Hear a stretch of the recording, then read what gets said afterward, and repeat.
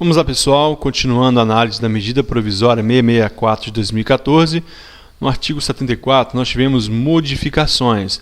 O texto da lei original ele diz o seguinte: a pensão por morte será devida ao conjunto dos dependentes do segurado que falecer, aposentado ou não, a contar na data do óbito quando requerido até 30 dias depois deste, 2. Do requerimento quando requerido após o prazo previsto no anterior, da decisão judicial, no caso de morte presumida. Tudo isso nós já vimos em nossas aulas, mas nós tivemos acréscimos. Parágrafo 1º. O parágrafo 1º, segundo a própria medida provisória, ele já está valendo. Então não terá direito à pensão por morte o condenado pela prática de crime doloso que tenha resultado a morte do segurado. Lembrando sempre que a pensão por morte, conforme a medida provisória, tem a carência de 24 contribuições mensais, salvo, no caso, em gozo de benefício de auxílio-doença e ainda acidente de trabalho, doença profissional, doença do trabalho e se estiver recebendo a aposentadoria por invalidez. Não terá direito à pensão por morte um condenado pela prática de crime doloso que tenha resultado a morte do segurado. Imagine um filho. O filho mata o pai. Crime doloso. Culposo não, hein? Crime doloso. Já pensou se a prova coloca ali qualquer crime? Não, o crime culposo não entra aqui. Foi um acidente. O indivíduo ele dormiu no volante e sofreu um acidente e o pai faleceu. É um crime culposo. Não, ele vai fazer jus sim ao benefício. No caso de crime doloso que tem resultado a morte do segurado, não terá direito à pensão por morte, né? Isso aqui é extremamente justo. Isso é justo. Já existe até decisões judiciais a respeito, em que, antes mesmo dessa medida provisória, onde o juiz já negava a pensão por morte nestes casos. Parágrafo 2º. O cônjuge, companheiro ou companheira, não terá direito ao benefício da pensão por morte se o casamento ou o início da união estável tiver ocorrido há menos de 2 anos da data do óbito do instituidor do benefício, salvo em caso Então nós temos aqui a regra, 2 anos agora. 2 anos, se houver, tem que ter casamento, tem que ser casado há pelo menos 2 anos. Tem que ser casado ou com união estável há pelo menos 2 anos, para que o cônjuge, companheiro ou companheira tenha direito à pensão por morte. A regra é essa: o cônjuge, companheiro ou companheira, casado ou união estável há pelo menos 2 anos, salvo nos casos que o óbito do segurado ocorra decorrente de acidente posterior ao casamento da união estável. Acidente, nós sabemos, no caso de acidente, a carência é 0. 2. O cônjuge, companheiro ou companheira for considerado incapaz ou insuscetível de reabilitação para o exercício de atividade remunerada que lhe garanta a subsistência mediante exame médico pericial a cargo do INSS por doença ou acidente ocorrido após o casamento ou o início da união estável e anterior ao óbito. Mais complexo o item 2. No caso do item 1, é tranquilo. O óbito ocorreu por acidente, não posso ser casado ou união estável há 1 mês e vai receber ali a pensão por morte. Agora, no item 2, nós temos 2 hipóteses. A primeira delas é a de cima aqui. Imagine nessa situação que o cônjuge, o indivíduo trabalhava, contribuía com o INSS há menos de 2 anos, era casado. Só que a sua companheira adquiriu uma incapacidade, se tornou incapaz e insuscetível de reabilitação. Então não era possível mais a reabilitação, é uma paralisia, é algo definitivo. Neste caso, ainda que tenha menos de 2 anos de casado ou de união estável, esse cônjuge vai receber a pensão por morte com perícia do INSS. Ou ainda existe a segunda hipótese, no caso de acidente ocorrido após o casamento ou início da união estável e anterior ao óbito. Nessa segunda parte, o que ocorre?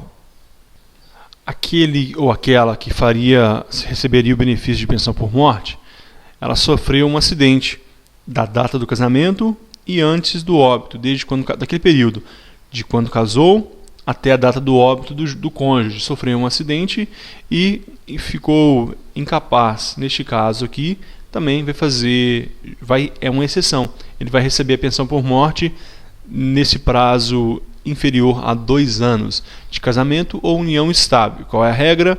Agora, a pensão por morte é necessário, no caso aqui de casamento, cônjuge, é necessário 2 anos de casamento ou de união estável. E nós temos 2 exceções. O óbito do segurado seja decorrente de acidente posterior ao casamento. Em caso de acidente, não importa. A morte foi por causa de acidente. Não é necessário 2 anos. E se o cônjuge for incapaz, seja por alguma doença, seja por acidente ocorrido desde o casamento e anterior ao óbito. Se o acidente do cônjuge for após o óbito, não fará jus à pensão por morte, salvo no caso se tiver mais de 2 anos. Se tiver mais de 2 anos de casado, tudo bem, já vai fazer jus à pensão por morte. Mas o indivíduo, ele sofreu um acidente, ele tem 1 ano de casado, o cônjuge faleceu, não faz jus à pensão por morte. 1 dia depois sofre acidente, continua não fazendo jus à pensão por morte. Observar a vigência, neste caso aqui, entra na regra da anterioridade nonagesimal. O parágrafo 2º aqui, ele entra em vigor 15 dias. Ele foi citado na medida provisória. Parágrafo 2º entra em vigor após 15 dias da publicação. Portanto, já está valendo. Na realidade, já está valendo se hoje você estiver vendo esse vídeo a partir do dia 14 de janeiro. Se você está vendo dia 12 ou 13, ainda não vale. São 15 dias. Né? Então, a partir de 15 dias, já está valendo. A medida provisória é do dia 30 de dezembro. Portanto, então, a partir do dia 14 de janeiro, ela já está valendo. Olha que dia que você está assistindo esse vídeo aí. Então, continuando. O artigo 75. Vamos ver o texto original. O valor mensal da pensão por morte será de 100% do valor da aposentadoria que o segurado recebia ou daquela que teria direito se estivesse aposentado por invalidez na data do seu falecimento, observado o disposto no artigo 33 dessa lei. A maior mudança aí que pode ser que o Congresso não aceite é isso, 100% do valor da aposentadoria. Veja o que aconteceu. O valor mensal da pensão por morte corresponde a 50% do valor da aposentadoria em que o segurado recebia ou daquela que teria direito se estivesse aposentado por invalidez na data do falecimento, acrescentado de tantas cotas individuais de 10% da mesma aposentadoria quanto forem os dependentes do segurado, até o máximo de 5, observado disposto no artigo 33. Pessoal, agora não é um valor fixo. A pensão por morte, ela é proporcional. O valor é 50%, mais 10% a cada dependente, limitando 5. Então, se o indivíduo o cônjuge vai receber pensão por morte, ele vai receber o valor de 50%. Só um detalhe aqui, tome cuidado, eu discutindo com um técnico do INSS, amigo meu, eu fiquei na dúvida no seguinte, quando fala aqui que será de 50% mais 10% de quanto forem os dependentes. Não enxerguem aqui dependentes somente como filhos. O cônjuge também é um dependente. Então, se for somente a esposa, o marido faleceu, ficou esposa, ela vai receber 50%, que é o valor da pensão, mais 10%, porque ela é um dependente. Então, ela vai receber 60% do valor da pensão por morte. O valor da pensão por morte é 50%. Só que ela é um dependente, então mais 10%. Se tiver mais um filho, então vai receber 70%. 3 filhos, até o limite de ela mais 4 filhos. Aí sim vai dar 100%. À medida que os filhos forem adquirindo a idade da lei, vai perdendo aquela porcentagem de benefícios. Parágrafo 1º. A cota individual cessa com a perda da qualidade dependente na forma estabelecida em regulamento, observado o disposto no artigo 77, que diz que a venda de mais de um pensionista será rateada. Então, o indivíduo tinha 2 esposas, rateada. Então, havendo, portanto, mais de um pensionista, vai ser dividido esse valor. A cota individual cessa com a perda da qualidade dependente. Então, tranquilo. O mais importante aqui, não é mais 100%, agora é 50% mais 10%, dependendo do número de dependentes. Parágrafo 2º. O valor mensal da pensão por morte será acrescido de parcela equivalente à única cota individual de que trata o caput, rateado entre os dependentes, no caso de haver filho do segurado ou a pessoa equiparada, ou que seja órfão de pai e de mãe na data da concessão da pensão ou durante o período de manutenção desta observado. Primeira coisa. Neste parágrafo 2º aqui, observe um detalhe. Única cota individual. Uma única cota individual que está lá no caput, aquela que a gente viu no caput. Lá no caput nós vimos que essa cota individual era de 10%. Então será agregado ao valor da pensão por morte mais 10%. Mais 10% do valor da pensão por morte. Se o dependente for órfão de pai e mãe, se houver órfão dependente, se houver dependente órfão de pai e mãe, ou seja, morreu o pai, morreu a mãe, então vai receber uma cota de 10%. Existe mais de um? Então vai ser rateado entre eles. Não será 2 cotas. Então, uma cota única de 10%, em caso o filho ou pessoa equiparada seja órfão de pai e mãe, filho ou enteado. Então, em caso de que no momento da morte ele ficou órfão de pai e mãe, ou durante o período de manutenção deste benefício, ele ficou órfão tanto de pai e mãe. Será pago mais uma cota única de 10%, observado o quê? O limite máximo de 100% do valor da aposentadoria que o segurado recebia, ou daquela a que teria direito se estivesse aposentado por invalidez na data de seu falecimento. Vai ser acrescentado este 10% aqui em caso de o filho ou os filhos ficarem órfãos de pai e mãe, desde que o limite não ultrapasse a 100% do que o pai recebia na sua aposentadoria lá, o seu valor da sua aposentadoria. Não pode ultrapassar esses 10%.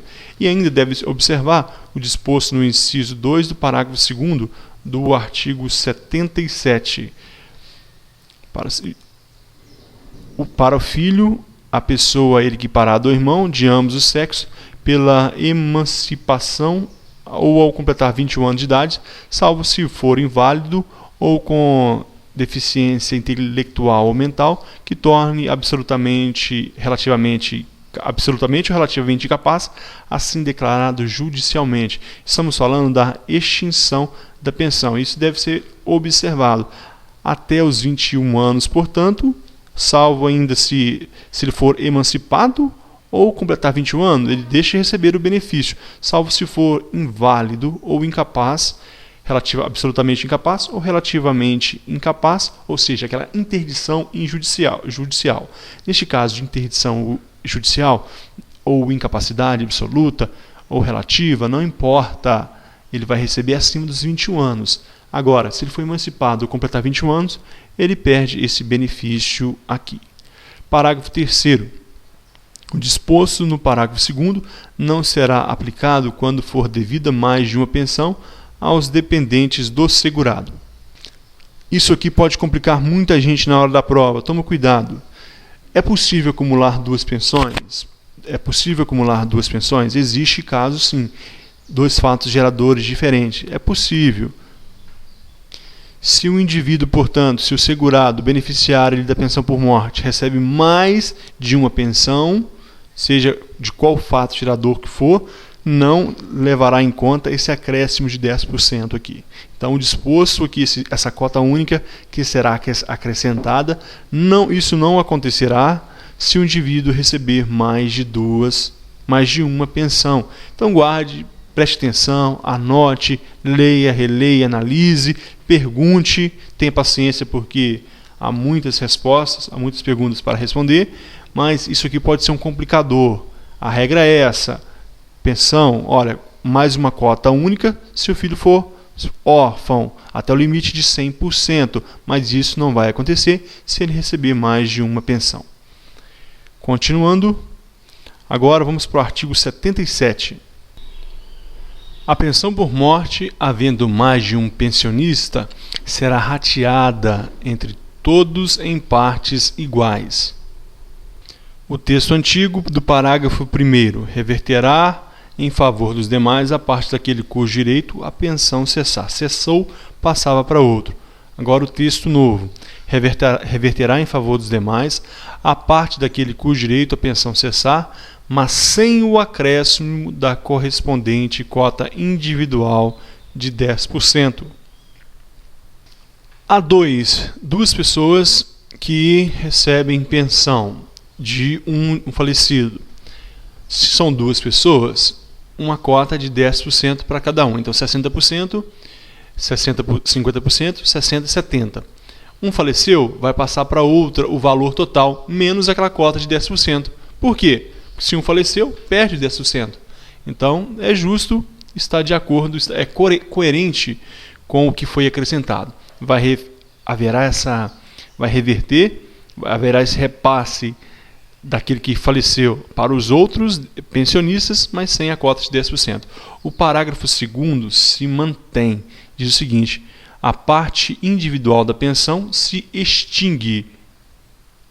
No item 3, novidade, 3 e 4, para o pensionista inválido pela cessação da invalidez e para o pensionista com deficiência mental pelo levantamento da interdição e 4, pelo decurso de prazo de recebimento de pensão pelo cônjuge, companheiro ou companheira, nos termos do parágrafo 5.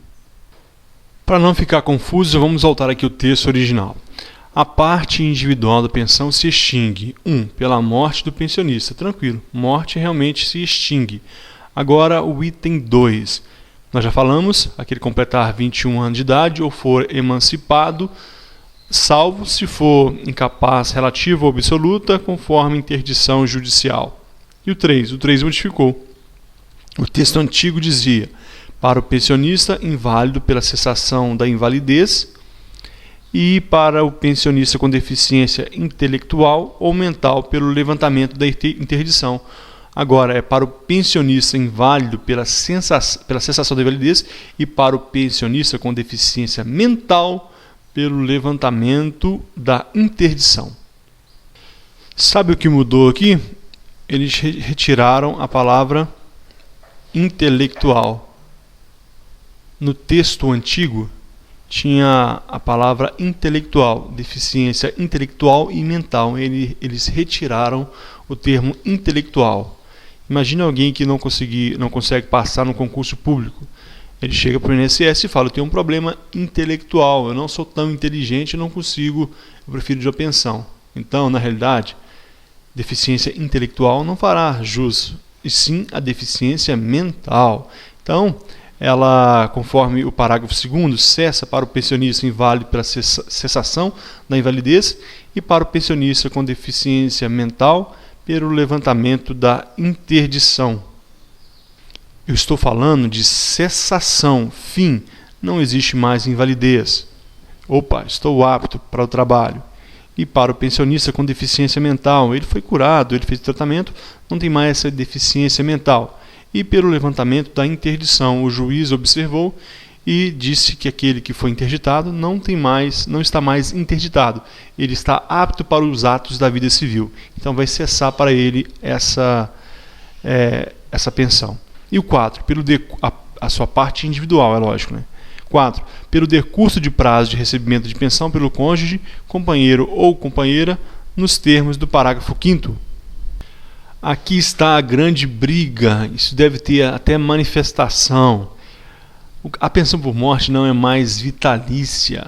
Agora os cônjuges jovens, eles não vão receber mais a pensão vitalícia.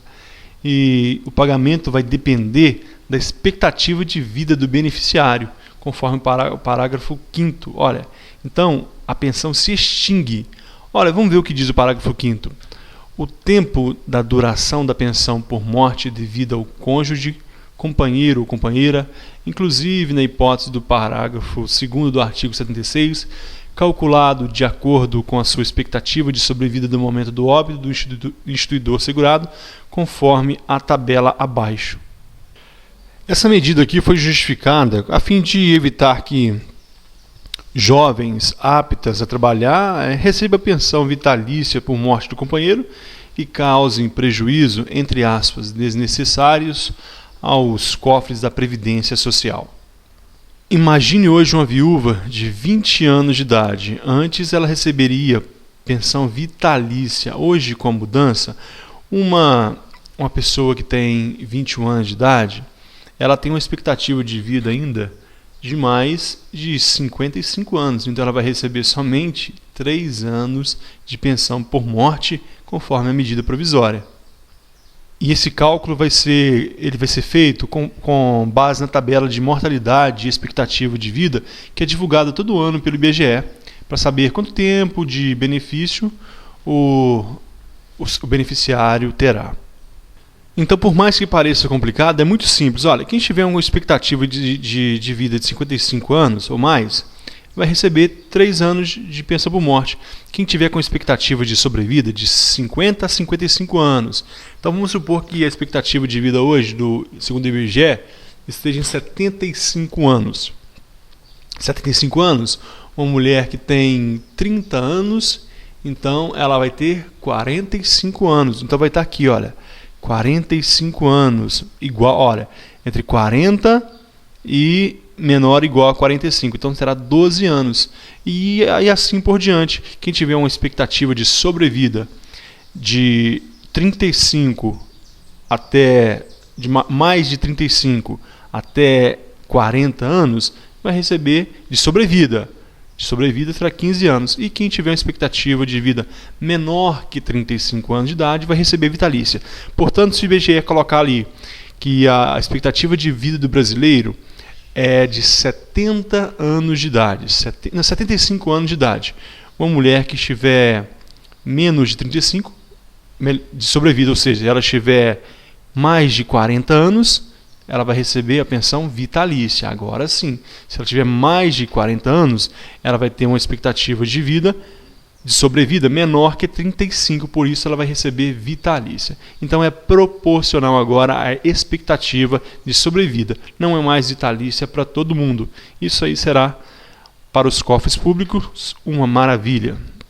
Então, portanto, se extinguirá pelo decurso de prazo de recebimento de pensão pelo cônjuge, companheiro ou companheira, nos termos do parágrafo 5º que nós vimos, que é a duração agora de acordo com a expectativa de sobrevida.